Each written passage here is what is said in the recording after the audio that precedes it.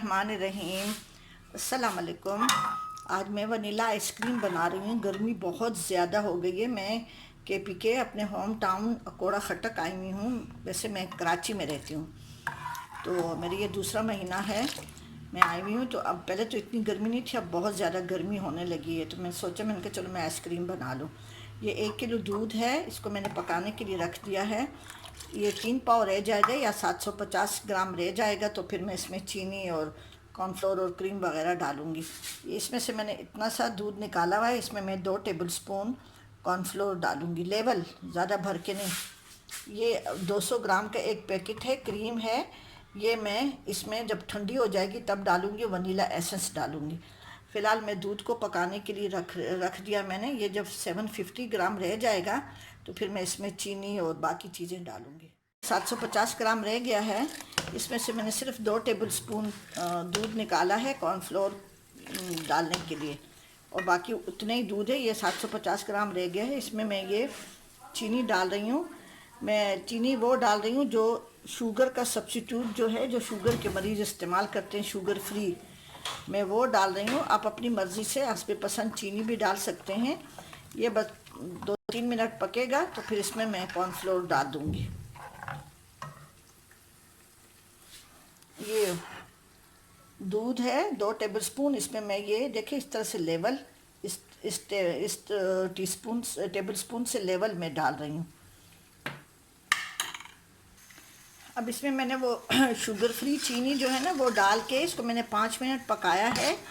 इसको देखो अच्छा उबाल इसको आ रहा है।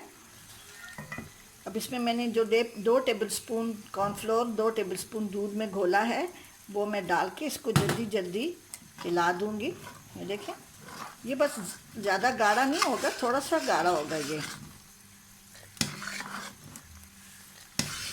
बस 2 मिनट पकाऊंगी, फिर मैं इसका चूल्हा बंद कर रही हूँ।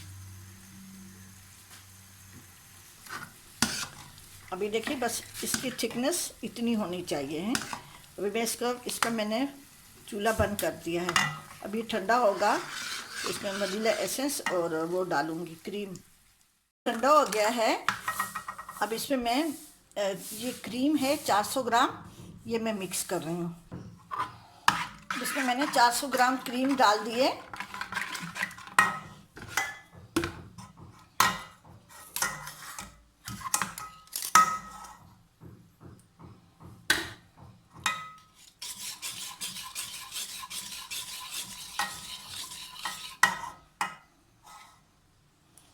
मैं 1 टीस्पून वनीला एसेंस डाल रही हूँ।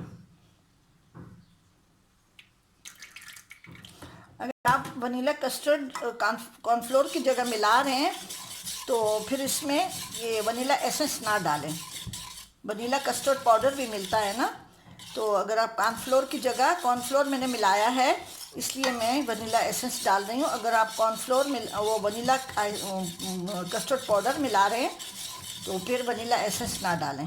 अब इसको मैं इस कंटेनर में डाल के रख रही हूँ, और बाकी क्रीम थोड़ी सी बची वो भी मैं इसमें मिक्स कर रही हूँ। इसको मैं बिल्कुल एयर टाइट रखूँगी इसको इसमें डाल के, और फिर मैं अभी तो मिक्स कर रही हूँ, फिर मैं 4 घंटे के लिए फ्रिज में रखूँगी। अब मैं दोबारा इसको फिर निकाल के ब्लेंड करूँगी। फ़िलहाल मैं इसमें ये डाल रही हूँ, और बाकी जो थोड़ी सी क्रीम बाकी वो भी मैं डाल रही हूँ। अभी इस डब्बे में मैंने ये डाल दिया है। इसमें मैंने जो बाकी क्रीम डोंगे पे लगी हुई थी वो भी मैंने डाल दी है। अगर आपके पास ये बाज़ार वाली टेट्रा पैक की क्रीम नहीं है तो आप अपने उस हिसाब से अपने घर की मलाई भी 2-3 दिन की जमा करके, या जिन घरों में ज़्यादा दूध आता है वो भी इसमें डाल सकते हैं। चीनी मैंने चख ली है, चीनी आप अपने मर्ज़ी के मुताबिक डाल सकते हैं। मैंने वो शुगर का सब्स्टिट्यूट डाला है जिसे शुगर के मरीज़ इस्तेमाल करते हैं। आप अपनी मर्ज़ी से हस्बे पसंद चीनी डाल सकते हैं, मीठा कम ज़्यादा अपना कर सकते हैं। अब इसको मैं बंद कर रही हूँ। इसको मैं अभी जो प्लास्टिक की थैली होती है उससे मैं अच्छी तरह से टाइट बांध के बिल्कुल चारों तरफ से अच्छी तरह से सील करके उसको मैं 4 घंटे के लिए फ्रीज़र में रखूँगी। फिर निकाल के मैं इसको ब्लेंड करके दोबारा डालूँगी इसमें। फिर उसके बाद से जब तक वो फ्रीज़ होगी आइसक्रीम बन जाएगी। ठीक है जी, 4 घंटे बाद मैं फिर दिखाऊँगी आपको। वो आइसक्रीम जो मैंने जमाने के लिए रखी हुई थी ये आजकल वोल्टेज बहुत कम होता है, तो इसको बल्कि 4 से 6 घंटे हो गए हैं। तो ये नीचे से तो बिल्कुल जम गई है। इसको मैं ब्लेंडर में डाल के और इसको मैं ब्लेंड करके दोबारा इसी डब्बे में डालूँगी और फिर थोड़ी सी सेमी फ्रीज़ हो जाएगी, फिर दोबारा मैं करूँगी। उसके बाद से फिर मैं इसको आपको फाइनल लुक दिखाऊँगी।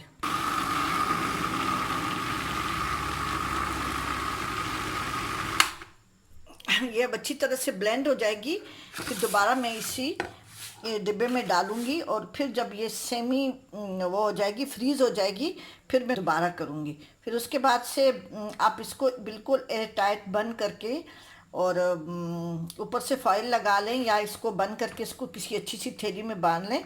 जमने तक इसको हम फ्रीज़ करेंगे। अभी एक दफ़ा कर रही हूँ, अब दोबारा इस तरह से मैं करूँगी।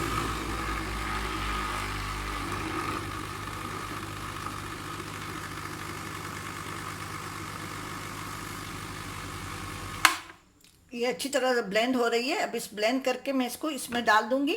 फिर जब ये सेमी फ्रीज़ हो जाएगी फिर मैं दोबारा करूंगी। फिर उसके बाद से फिर मैं फाइनल उसको एयर टाइट करके और फिर मैं इसको जैसे आइसक्रीम बनने तक इसको जमाऊंगी। फिर मैं आपको इसका फाइनल लुक दिखाऊंगी। आइसक्रीम मैंने बनाई थी 2 दफ़ा, मैंने इसको इसमें ब्लेंड कर दिया था ब्लेंडर में। अभी तीसरी दफ़ा इसको मैं ब्लेंड करके और ये मैंने रखे हैं आइसक्रीम के सांचे हैं और इसमें मैं ये डाल दूँगी। अब इसको मैं ज़रा ब्लेंड करके, ये देखिए सेमी फ्रीज़ है ये। तो 2 दफ़ा मैंने इसको इस स्टेज पे ब्लेंड किया है। अभी मैं इसमें तीसरी दफ़ा मैं इसको ब्लेंड करके और इस सांचों में मैं डाल दूँगी आइसक्रीम के। जो मैंने इसको इस हैंड मिक्सर से मैंने कर दिया है, क्योंकि हमारी लाइट नहीं है और यूपीएस पे जो है ना वो नहीं चलता। हैंड ब्लेंडर जो है ना वो इलेक्ट्रिकल जो है, एक बीटर जो है वो नहीं चलता। तो मैंने कहा इसको मैंने फ्रीज़ भी ज़रूरी करना है। इसको मैंने 15 से 20 मिनट हाथ से इसी तरह से बहुत अच्छी तरह से करके कर लिया है। अभी मैं बस थोड़ी देर के लिए और करके और मैं सांचों में डाल दूँगी। अभी मैंने इसको सांचों में डाल दिया है। ये मेरे पास ये प्लास्टिक का है, इसमें बहुत जल्दी जम भी जाती है और इससे निकल भी आती है। तो अभी मैं थोड़ी सी ज़्यादा बना के फिर मैं वो ब्रेड जो बनाने वाला पैन होता है ना लंबा सा, तो उसमें मैं फिर डाल दूँगी। लेकिन अभी थोड़ी सी थी, ये मैंने बच्चों के लिए बनाई है, बच्चे स्टिक के साथ पसंद करते हैं। ठीक है जी, आप भी ज़रूर बनाएं और बहुत ही अच्छा इसका जायका होता है।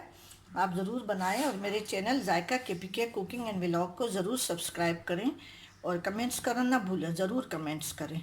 ठीक है जी, अपनी यादों में याद रखें। अल्लाह हाफिज़, अल्लाह हाफिज़। तैयार हो गई है, आप ज़रूर बनाएं और मेरे channel Zaika KPK cooking and vlog को सब्सक्राइब करें और कमेंट्स करना ना भूलें, ज़रूर कमेंट्स करें। गर्मियां हैं, बहुत ही चीज़ें अच्छी लगती हैं। आप ज़रूर बनाएं और कमेंट्स ज़रूर करें। ठीक है जी, अपनी दुआओं में याद रखें। अल्लाह हाफिज़, अल्लाह हाफिज़।